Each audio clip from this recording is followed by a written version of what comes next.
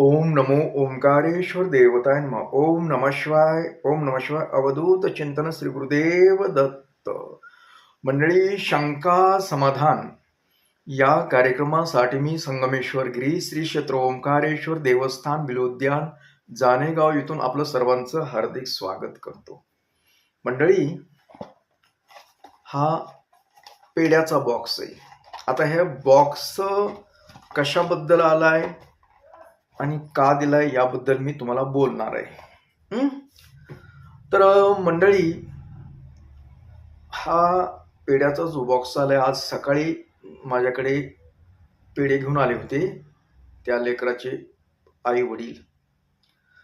तर हा मुलगा, आता ती काय मध्ये परीक्षा झाल्यात ना 12वीच्या नंतर, काय मला काय तेवढं लक्षात येत नाही ते, पण त्यांनी सांगत होते ते की आता त्यांचं म्हणणं आहे की आता सरकारी ह्याला तो म्हणजे कॉलेजला तो डॉक्टरसाठी लागणार आहे, कारण त्याचे मार्क्स मिळवले असं त्यांचं म्हणणं आहे.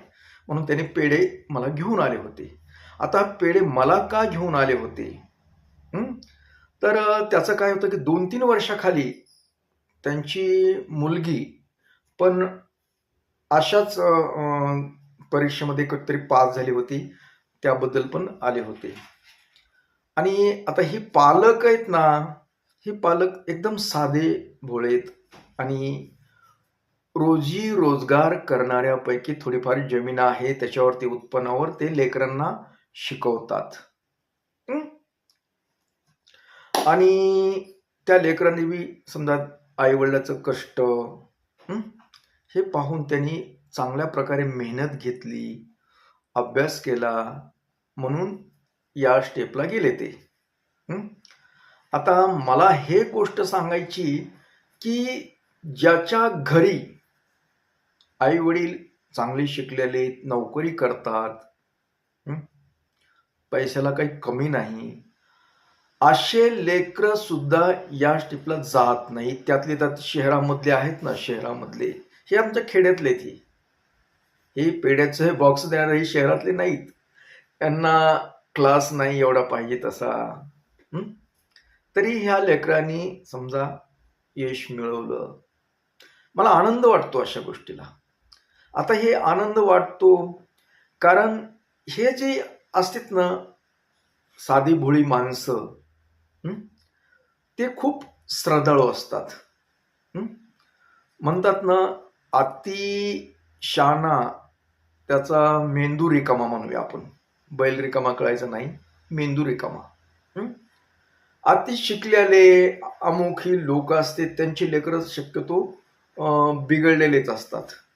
काही जणांचे असतात चांगले, पण बरेच जणांचे बिघडलेले असतात. कारण त्यांचं जे स्वतःला अभिमान वेगळाच असतो, प्रतिष्ठा, ही या गोष्टीमध्ये ते गुरफटलेले असतात. आणि ही साधी भोळी माणसं, त्यांची ईश्वरावर खूप श्रद्धा असते.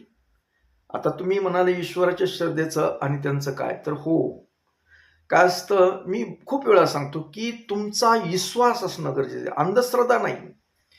देवावर विश्वास असणं गरजेचं आहे. कारण आपण जी काही मेहनत करतो, त्या मेहनतीला यश येण्यासाठी ईश्वरावर विश्वास ठेवावाच लागतो. जे ईश्वरावर विश्वास ठेवत नाहीत, स्वतःला अतिशहाणपणा म्हणजे करतात, अगं स्वतःला समजतात शहाणे, आणि वरोपचारी चाललेलं असतं. त्यांना पैसा प्यारा असतो, मान सन्मान ह्यांचे जे असतात चार लोकातले, याच्यातच ते गुरफटून जातात. हे देव धर्म एवढं काही त्यांच्या डोक्यात येत नाही. अगर एखाद्या समजा सांगणाऱ्या माणसावर पण विश्वास ठेवत नाहीत. आता ही लेकरं माझ्याकडे संपर्कात जवळजवळ 7वी-8वी पासूनचे, आता त्यांचे आई वडील माझ्याकडे कधी मध्ये यायचे. आमचे लेकरं शिकवत, हो आमचं तेवढीच इच्छा, आम्ही काही बी कष्ट करू, हो पण महाराज एवढे शिकावा, आणि काहीतरी आम्हाला नाही जमलं तरी लेकराला तरी हे आमच्यासारखं कष्ट नसून हो, असं म्हणायचे ते. आणि त्यांच्या डोळ्यातील ती चमक, हे त्यांचं जे भावना, हे मला सुद्धा कसं तरी वाटायचं. आणि मी एवढं करायचं की देवा म्हणायचं की ह्यांची इच्छा पूर्ण कर. आणि मी तर सगळ्यांसाठीच करत असतो. पण जे श्रद्धा ठेवतात ना, त्यांच्यासाठी मला खूप माया येते. देवावर श्रद्धा ठेवतात ना लोक, त्यांच्यासाठी खूप माझ्या मनामध्ये खूप प्रेम असतं. कारण श्रद्धाळू माणसाला फळ मिळतंच. हं? आणि ही अर्धवट जी श्रद्धा ठेवतात ना, त्यांना नाही मिळत. ते स्वतःला खूप शहाणं समजतात, स्वतःला वेगळं समजतात. हे त्यांना असे समजा आता देव धर्म, हे गुरु फिरू महाराज एवढं काही त्यांचं काय नसतं, त्यांच्या डोक्यात बी नसतं. आणि सगळेच समजा गुरु बिघडलेलेच असतात असतला काही प्रकार नसतो. पण त्यांच्या डोक्यामध्ये एक भ्रम तयार असतो, हे काही खरं नसतं.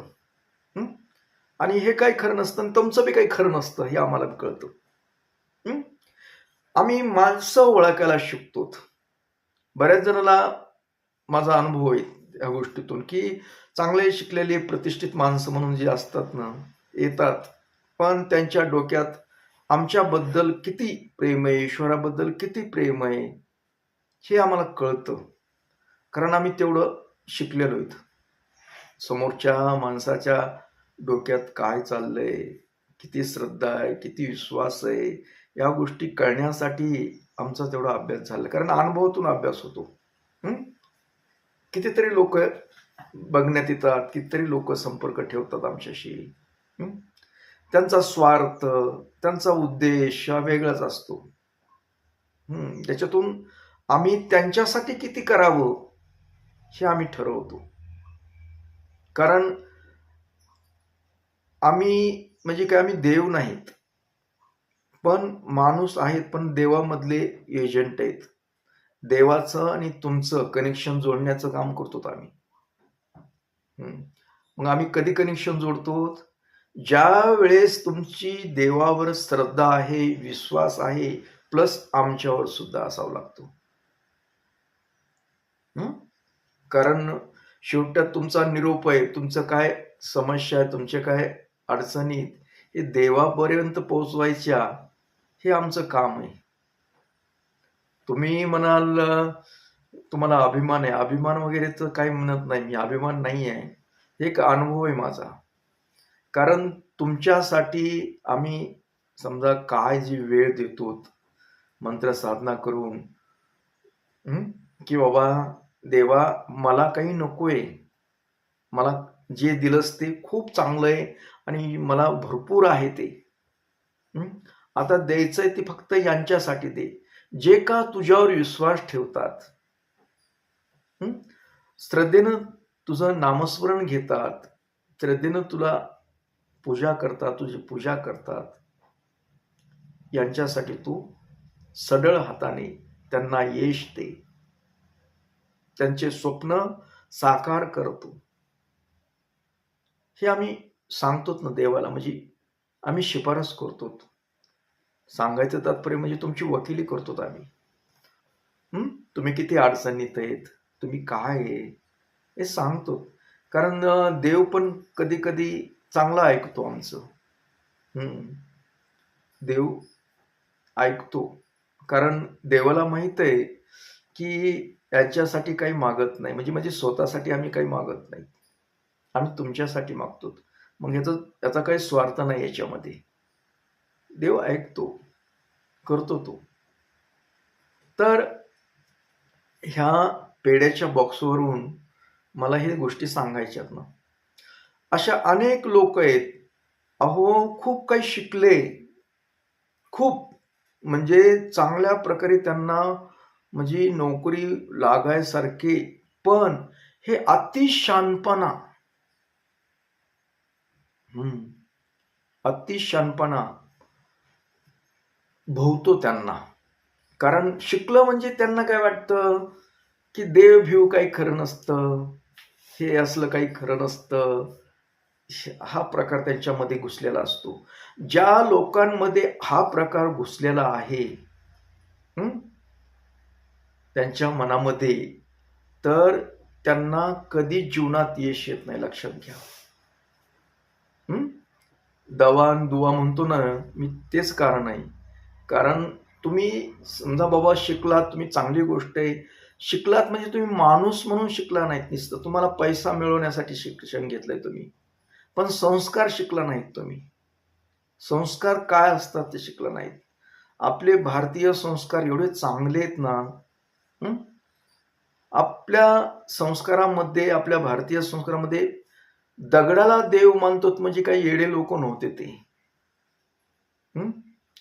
कुठंतरी श्रद्धा असली पाहिजे, कुठंतरी विश्वास असला पाहिजे. सगळं अविश्वास दाखवत गेलात तर तुम्हाला यश येत नाही. प्रयत्न करताय ना तुम्ही, प्रयत्न करताय, पण प्रयत्न केलेला यश येण्यासाठी ईश्वरी शक्ती लागते, लक्षात घ्या. मी सांगतो अंधश्रद्धा नाही करायची याच्यामध्ये, पण विश्वास, देव नावाच्या शक्तीवर विश्वास ठेवायचा. आणि समजा कोणी आमच्यासारखं समजा काम करतात, ईश्वरासाठी काम करतात, त्या लोकांना अविश्वासिक दाखवायचं नाही त्यांच्यावर.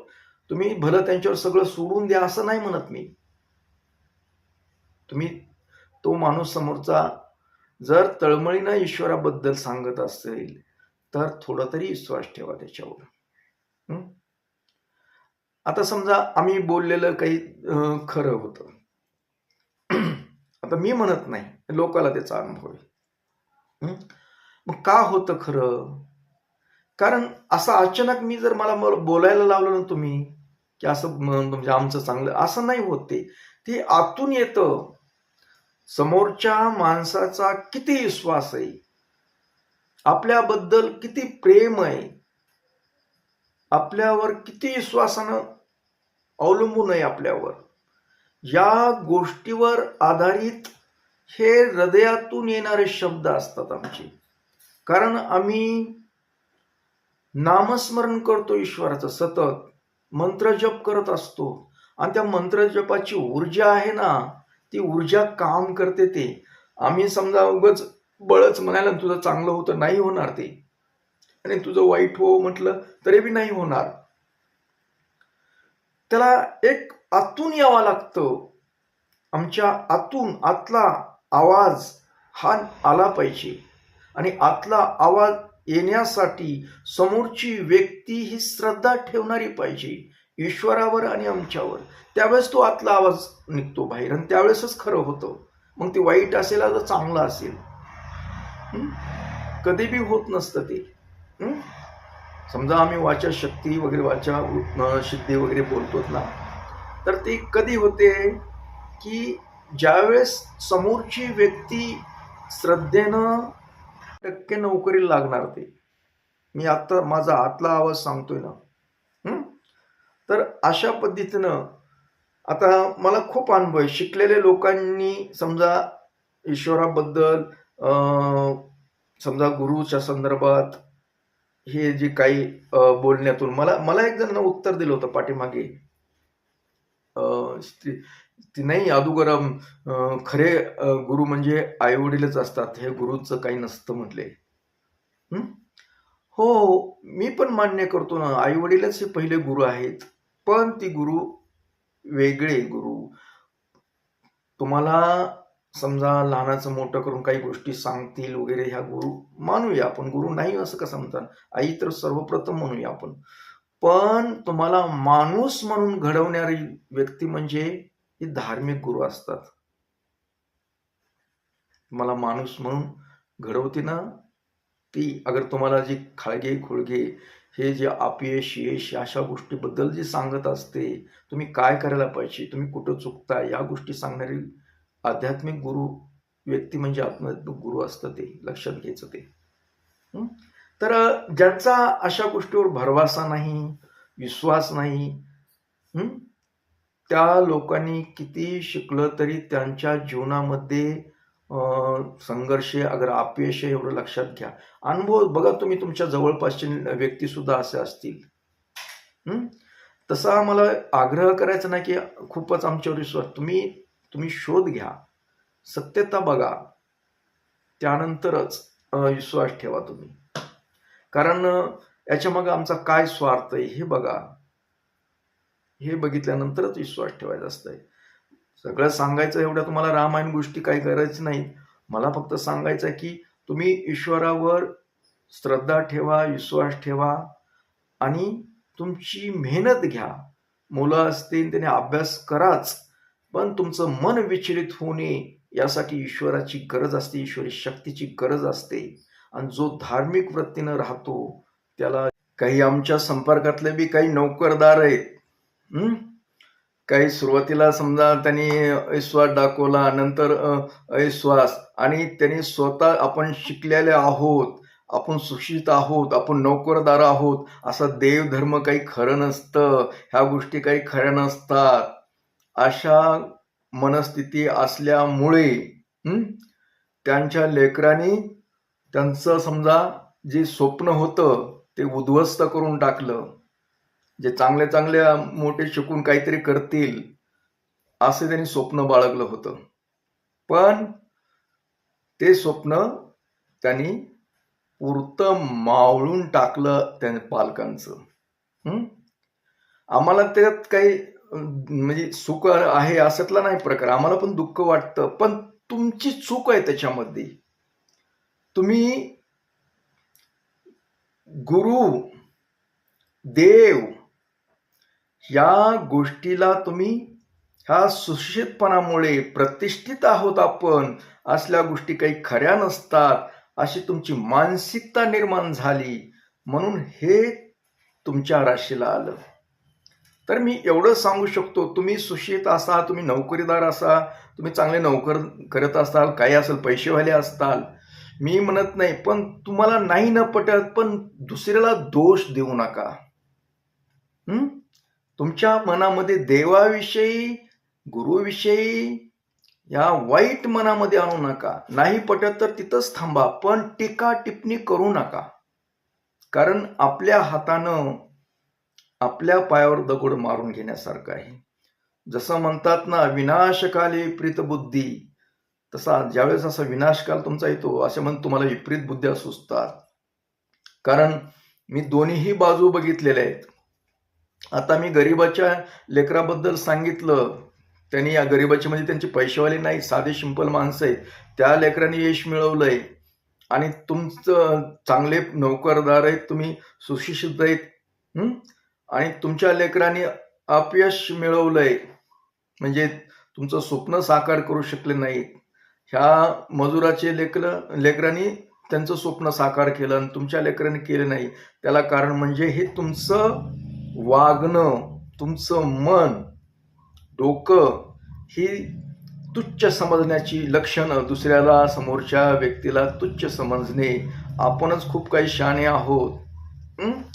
आपण शिकलेलो म्हणजे तुम्हाला संस्कार शिकला नाहीत तुम्ही, लक्षात घ्या. संस्कार नाहीत तुमच्याकडे. तुम्ही प्रतिष्ठित आहात नुसते म्हणण्यासाठी तुम्हालाच वाटतं, पण एका चढीत एक प्रतिष्ठित बी आहेत आणि पैशावाले बी आहेत आणि नोकरदार एका चढीत एक. पण चांगले लोक पण आहेत, नोकरी करतात, पण देवावर विश्वास ठेवतात, प्रामाणिकपणे नोकरी करतात, बिझनेस करतात. पैसेवाले बी आहेत, पण ते पण विश्वास ठेवणारे बी आहेत. सगळेच तसे नाहीत, पण काही अर्धावट आहेत. आणि ते अर्धावट आहेत ना, हे देव न मानणारे लोक आहेत, एवढं लक्षात घ्या. तर माझ्या बोलण्यामुळे तुम्हाला काही वाईट वाटलं असेल, तुमचं मन दुखावलं असलं, तर मी क्षमा मागतो. कारण क्षमा मागण्याचं कारण तसं क्षमा मागायसारखं नाही. याच्यात तुम्हाला खरं बोलल्यानंतर कुणाला बी राग येतो, पण क्षमा मागणं ही माझं कर्तव्य आहे. तर मंडळी, मी याबरोबरच आजचा हा कार्यक्रम इथेच थांबवतो. ओम नमः शिवाय. जय हिंद, जय भारत. सुखी राहा आणि समाधानी.